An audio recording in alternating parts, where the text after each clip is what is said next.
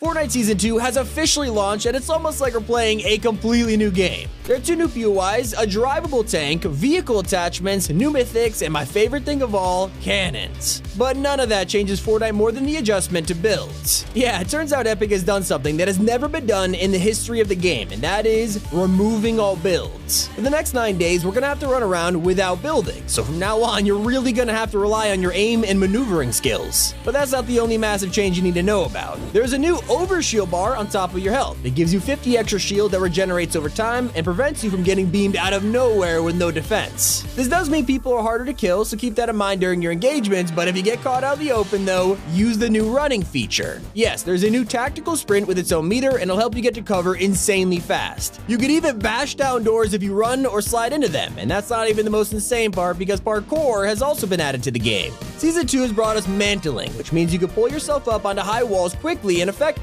And if getting around using your legs wasn't good enough, Fortnite has treated us to a range of new vehicles in Season 2. The Imagined Order has arrived on the island with Titan tanks. They do way more than just a regular tank because these Titans can boost and have thermal vision. And that's not even the most shocking part. The tanks also have auto-locking, which pretty much lets you aimbot anyone and anything. I mean, llamas, players, you name it, you can't miss. We've also received our first vehicle attachment since off-road tires in Chapter 2. In-game right now, you can pick up a cow catcher and throw it on your cars. You can even combine it with Chonkers tires for the ultimate strategy. This cow catcher is basically a huge battering ram, and just like the tires, they have a secondary purpose. If you throw the cow catcher on the floor rather than your vehicle, you can use it for cover, and with no building, this is a huge tip. They will be way more useful once Fortnite's new vehicle releases, battle buses. Finally, after years of being transported around on one, we will actually be able to drive the battle bus. It'll have mounted turrets, a cow catcher, and can fly. But when it comes down to it, the meta of a season is always determined by the weapons and items, and with building being vaulted for the next week, these weapons are going to be crucial in making the game fun. For starters, the MK7 has been vaulted, which absolutely sucks. But luckily, Epic has given us a decent replacement called the Striker Burst Assault Rifle. It's got the same red dot sight that the MK7 has, but fires in bursts. You can even get the Mythic version by eliminating Sloan.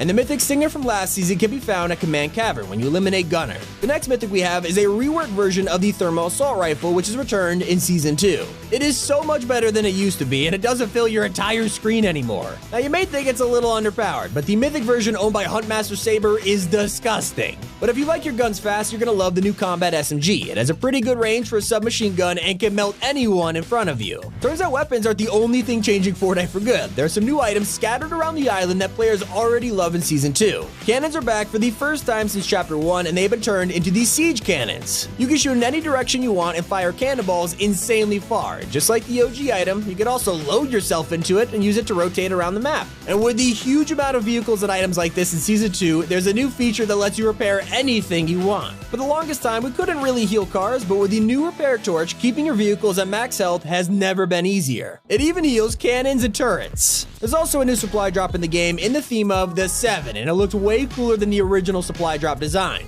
Fortnite's also taken the liberty of unvaulting OG items such as the revolver, the drum shotgun, shockwaves, and the auto shotty. There's also the return of remote explosives, where the C4 does 8 times the damage towards vehicles, and I'm not joking, you could do 800 damage to a tank. It is crazy. And when it comes to a new Fortnite season, one of the biggest new features that people look for is the map. From huge island changes like completely new POIs to the smallest of secrets, let's break down what's changed around the map. There's some new and improved POIs like Command Cavern, the Fortress, and Synapse Station. These are completely original additions to the map, with Command Cavern being an awesome improvement from its Season 1 counterpart. It's just like it used to be, but now has a huge airship area connected to it. And these blimps are all over the island now, connected to various POIs, with each airship having different interiors and ways to loot it. The Command Cavern blimp comes with a new henchman boss named Huntmaster Saber. He's an IO version of Master Key and puts up a decent fight, but that's probably because we can't build. In the actual cavern, you can also fight the OG boss Gunner, and then we have Synapse Station, which is a brand new POI just west of Chonker Speedway. It's a gigantic 7 outpost that looks pretty interesting on its own from the outside, but lurking on the inside, you can find a 7 workshop that shows they're working on a custom battle bus. This is the upcoming drivable battle bus, and speaking of that, it brings us to one of the most exciting map changes out there right now.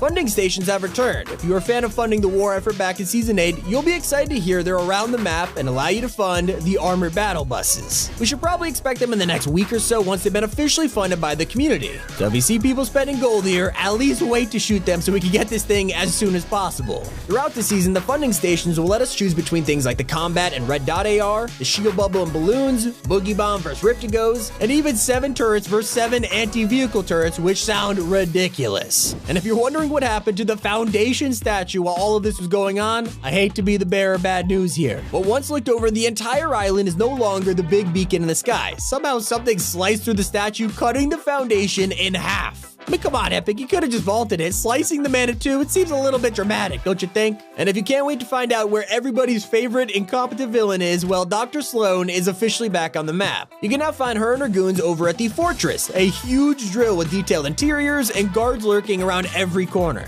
The Imagined Order has done a lot of damage around the map, as you can see, leaving dozens of holes and craters on the island. They really don't care, and if you head to any of these craters, you can actually take advantage of them. Some do have loot around them, but most of the holes are just there for decoration, it seems. And with all of this insane new content, we still haven't gotten to one of the coolest parts of Season 2, and that award goes to the Battle Pass. This season has blown all of our expectations out of the water when it comes to the Battle Pass. If you love the storyline, Fortnite crossovers, or original skins, the pass has got something for you. On page 1, you can find Suki 2.0, which is like an updated version of the Suki skin that looks pretty good. She has 3 edit styles with various colors that look insanely different from the original skin. Page 2 brings us Gunner, a familiar face who we saw in the Chapter 2 finale. But while his skin design may seem a little boring at first, he has some edit styles that really make things fresh. You can equip his golden helmet and choose from a variety of colors. And then we get to page 4, which brings us a new member of the 7, the Imagine.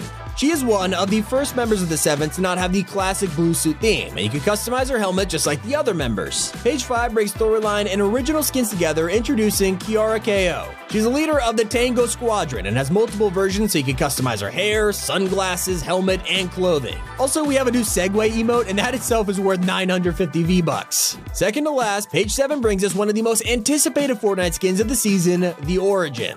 His base design is him wearing some kind of orange jumpsuit, and if you want his 7 armor, you're gonna have to unlock that 2 pages later. He looks absolutely incredible though, and is joined by Arisa, a cel-shaded anime skin that looks a little too familiar to Genshin Impact, so, I see you, Epic. And finally, our Tier 100 skin for Season 2 is a collaboration with Marvel, and to celebrate the upcoming movie, we have Doctor Strange. He looks absolutely incredible, especially paired with his built-in pickaxe emote. And if you want to know what the secret skin of the season is, you might be surprised to hear it's not Miles Morales, it's his uncle. That's right, the Prowler is coming to Fortnite in a few months, and it may be great news for fans who want to see Miles in Fortnite. Now, if you're lucky enough to get a win in Season 2 without building, then you'll be rewarded with the new Victory Royale umbrella. It's called Gumbrella, and it even looks to be 7-themed. I mean, how come the Foundation didn't pull this out when we launched him? And on the topic of gliders, players who hate incredibly loud ones will love the new glider volume adjusting feature. You can now turn down noisy gliders like the equalizer or even turn off the audio altogether. But hidden inside this massive update was a tiny detail that most players missed out on.